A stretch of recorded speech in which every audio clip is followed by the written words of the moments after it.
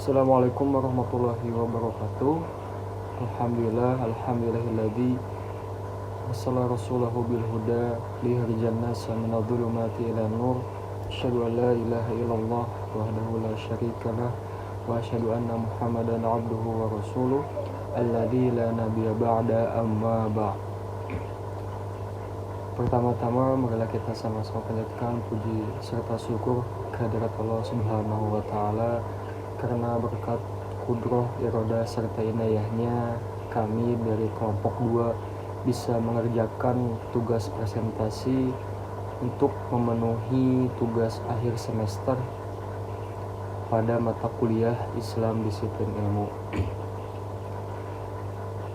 Di sini kami akan sedikit membahas ataupun mempresentasikan mengenai pengobatan air seni dalam perspektif Islam.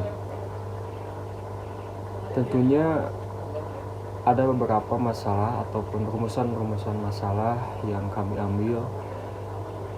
Yang pertama, apa itu pengertian dan konsep terapi air seni dalam pengobatan tradisional? Kemudian, bagaimana pandangan Islam terhadap pengobatan air seni sebagai obat berdasarkan dalil Al-Quran dan hadis. Kemudian masalah yang terakhir kami mengambil bagaimana pendapat para ulama mengenai hukum penggunaan air seni dalam pengobatan. Tapi sebelum dilanjut kepada pembahasannya, tidak ada salahnya izinkan kami memperkenalkan diri terlebih dahulu.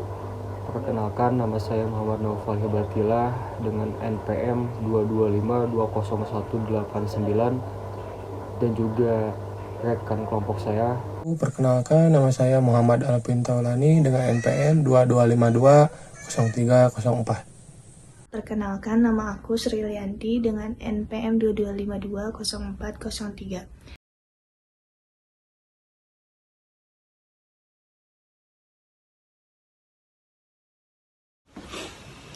Yang pertama, apa itu pengobatan air seni? Pengobatan dengan air seni atau terapi urin adalah praktik pengobatan urin baik dari manusia atau hewan sebagai obat untuk berbagai penyakit. Dalam dunia medis modern, terapi ini mengandung banyak kontroversi karena meskipun urin mengandung beberapa zat atau manfaat, namun juga mengandung zat limbah yang bisa berbahaya. Dalam pandangan Islam, pengobatan harus berlandaskan pada prinsip halal dan thayyib, baik atau bersih. Islam juga memiliki aturan tentang najis, di mana urin dikategorikan sebagai sesuatu yang kotor dan tidak boleh dikonsumsi, kecuali dalam keadaan darurat atau tidak ada alternatif lainnya. Lalu selanjutnya, sejarah singkat pengobatan air seni. Dikenal sebagai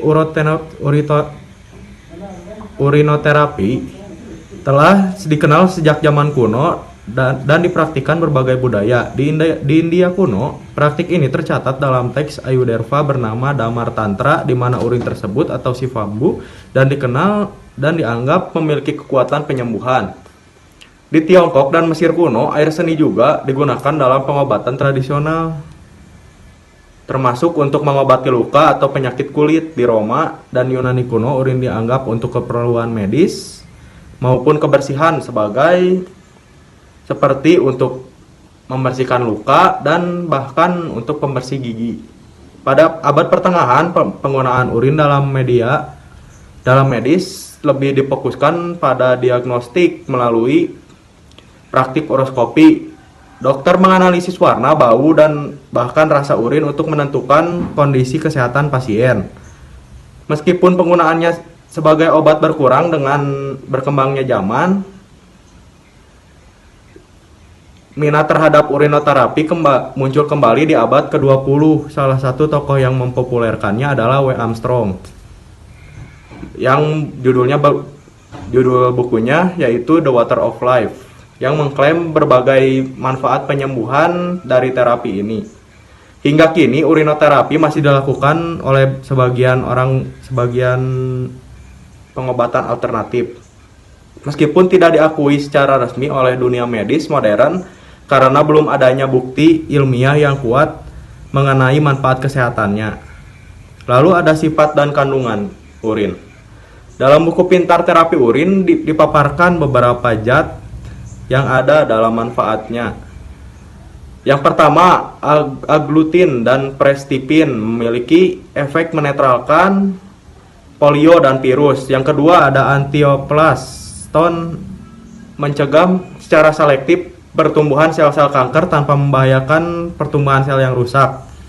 Lalu ada allantoin, sejenis zat kristal bersifat nitrogen yang mampu menyembuhkan luka. Lalu ada dehydroprogesterone, sejenis steroid yang disimpan dalam kelenjar adrenalin yang dapat mencegah obesitas. Lalu ada gastip secretory depresan, dapat menghambat bisul perut. Yang keenam, asam glukoronik, dibuat dalam hati, ginjal, dan saluran usus serta memiliki fungsi sekresi penting. Yang ketujuh ada H11, mencegah pertumbuhan sel-sel kanker dan menghambat pertumbuhan tumor yang ada. Kedelapan, lalu ada interleukin, zat ini dapat mengatasi demam. Yang kesembilan ada trimethyl glokal, dapat menghancurkan sel-sel kanker. Lalu ada prostaglandin, adalah zat hormon yang membesarkan pembuluh darah dan menurunkan tekanan darah dan mengendorkan otot-otot paru-paru. 11 ada protein globin, mengandung antibodi terhadap penyakit alergi. Lalu ada presteosis, produk dari rekreasi alami yang aktif menurut ilmu kekebalan. Lalu ada retin, unsur anti kanker yang disarikan air seni. Lalu ada PEP3 air seni, mampu mendeteksi tuberkulosis sejak dini. Lalu ada asam urik, membantu mengendalikan penyebaran kanker, menghambat ketuaan, dan mempunyai daya penyembuh TBC. Baik, selanjutnya di sini ada metode pengobatan dengan air seni. Metode pengobatan melalui air seni terdiri dari dua macam, yaitu yang pertama penggunaan secara internal dan yang kedua penggunaan secara eksternal. Untuk penggunaan secara internal, yang pertama bisa dengan cara diminum, yang kedua penyuntikan, yang ketiga berkumur, yang keempat penyemprotan, yang kelima tetesan pada mata dan telinga, dan yang terakhir menghirup air seni dengan hidung. Selanjutnya penggunaan secara eksternal. Yang pertama bisa dengan cara pemijatan, yang kedua pengompresan, yang ketiga mencuci kaki dari paha, dan yang keempat pemijatan pada kulit kepala dan rambut.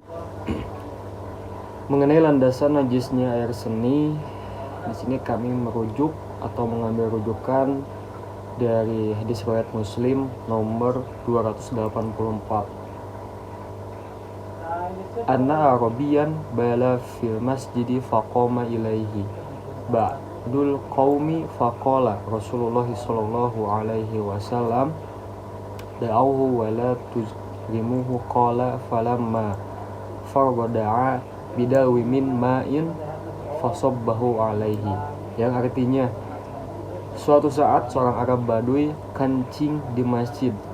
Lalu sebagian orang, yakni sahabatnya Rasulullah SAW, berdiri. Kemudian Rasulullah SAW bersabda, biarkan dan jangan hentikan kencingnya. Setelah orang Arab Baduy tersebut menyelesaikan hajatnya, Nabi SAW lantas meminta satu ember air lalu menyiram kencing tersebut. Nah, di dalam hadis ini menunjukkan bahwa kencing manusia itu najis karena Nabi SAW memerintahkan untuk membersihkannya. Kemudian dijelaskan juga di dalam Majmu'atul Fatawa, kullu najisin muharramal akli walaysa kullu muharramin akli najisan, yang artinya setiap najis diharamkan untuk dimakan, namun tidak setiap yang haram itu dimakan najis. Adapun air seni yang halal dimakan, kami merujuk kepada hadis riwayat Bukhari dan Muslim dari Anas bin Malik berkata, Beberapa orang dari Ukal atau Roinah datang ke Madinah, namun mereka tidak tahan dengan iklim Madinah hingga mereka pun sakit.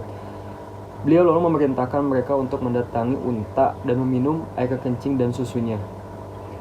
Maka mereka pun berangkat menuju kandang unta. Ketika telah sembuh, mereka membunuh pengembala unta Nabi SAW dan membawa unta-untanya.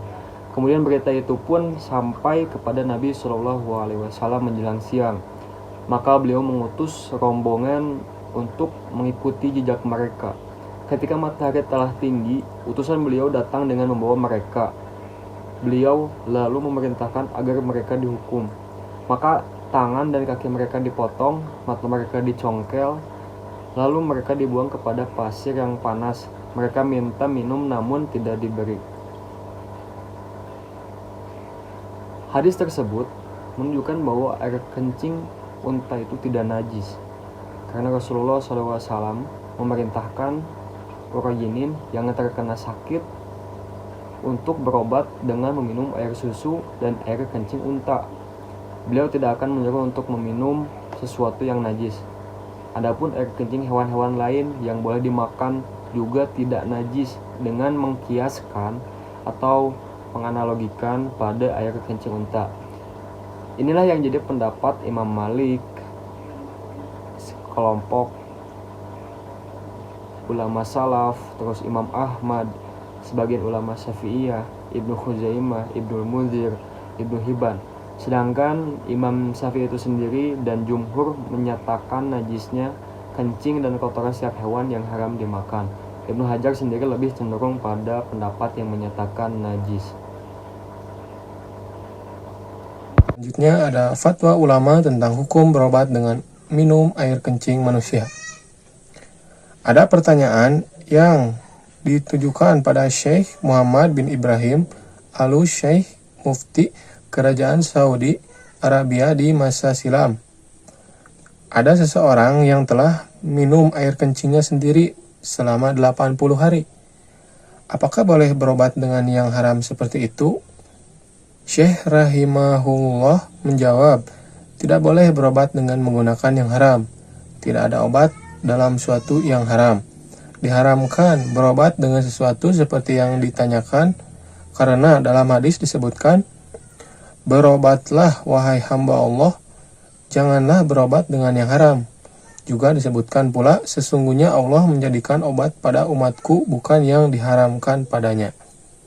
Baik, selanjutnya makna darurat memperbolehkan sesuatu yang haram. Syekh Muhammad bin Shalih Al-Utsaimin memberikan penjelasan singkat dalam fatwa Nur ala Ad-Darb tentang kaidah ini.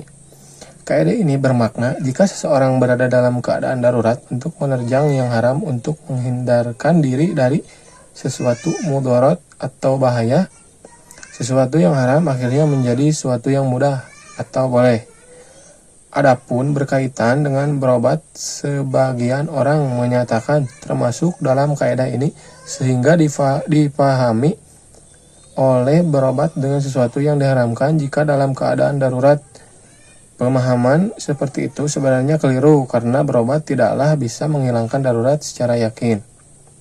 Selanjutnya contoh, seseorang dalam keadaan sangat-sangat lapar atau tidak ada sesuatu selain bangkai untuk dimakan. Jika memakan bangkai, ia akan selamat dari kematian. Jika tidak, ia akan mati. Keadaan seperti ini boleh baginya memakan bangkai karena keadaannya darurat.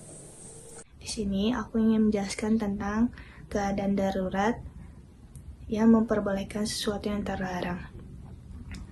Jika sesuatu yang haram terpaksa dikonsumsi dalam keadaan darurat dan tidak ada lain selain mengkonsumsi yang haram demi mempertahankan hidup, maka diperbolehkan. Kaidah ini dibawakan oleh Syekh Abdurrahman bin Nasir alaihissalam dalam kitabnya Qawaid Muhimmah wa Fawaid Jamaah. Jika seseorang dalam keadaan darurat untuk melakukan sesuatu yang haram seperti khawatir akan keselamatan dirinya dan ia tidak melakukannya, maka ia akan tertimpa bahaya atau datang kerusakan, maka itu diperbolehkannya untuk melakukannya. Allah Subhanahu wa Ta'ala berfirman dalam surat Al-Hajj ayat 78, dan Allah sekali-kali tidak menjadikan untuk kamu dalam agama suatu kesempitan. Kesimpulan yang pertama yaitu Islam mengatur bahwa segala sesuatu yang dikonsumsi atau dalam kehidupan sehari-hari harus memenuhi standar kehalalan dan kebersihan. Dalam hal ini, pengobatan Islam juga menekankan pentingnya menggunakan bahan-bahan yang halal dan baik atau kita sebut dengan thayyib. Urin manusia dikategorikan sebagai najis oleh mayoritas ulama, sehingga penggunaannya dalam pengobatan terutama secara internal atau diminum dianggap haram. Namun, ada perbedaan pendapat terkait penggunaan eksternal, seperti pengobatan kulit dan terapi pijat dengan syarat harus dibersihkan sebelum menjalankan ibadah. Poin yang kedua yaitu beberapa ayat dalam Al-Quran menegaskan bahwa Islam diperintahkan untuk mengkonsumsi yang halal dan menghindari sesuatu yang kotor atau najis, atau kita sebut dengan al-kaba'is. Dalam hadis ini, Rasulullah SAW juga menegaskan bahwa sesuatu yang haram tidak boleh dijadikan obat, meskipun terdapat riwayat yang menyebutkan bahwa beliau pernah menyarankan penggunaan air kencing unta sebagai pengobatan dalam kondisi tertentu. Pandangan ulama terkait ini beragam, dengan sebagian menafsirkan bahwa kasus tersebut bersifat khusus dan tidak bisa dijadikan dasar untuk menghalalkan terapi urin secara umum.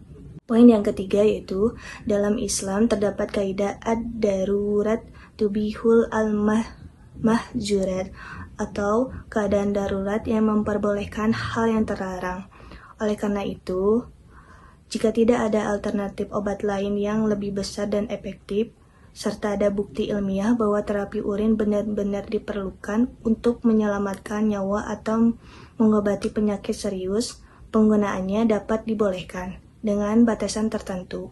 Namun, keputusan ini harus didasarkan oleh fatwa ulama dan pertimbangan medis yang valid, serta tetap memperhatikan syarat bahwa najis harus dibersihkan terlebih dahulu setelah digunakan. Kesimpulan yang selanjutnya yaitu jika yang diminum adalah air seni atau air kencing manusia, maka hukumnya haram. Poin yang selanjutnya, jika yang diminum adalah air seni dari hewan yang halal dimakan seperti unta, kambing, maka hukumnya halal karena air kencing tersebut tidak najis. Dan poin terakhir yaitu jika yang diminum air seni atau air kencing yang dari hewan yang haram dimakan seperti anjing dan babi, maka hukumnya haram karena air kencing tersebut najis.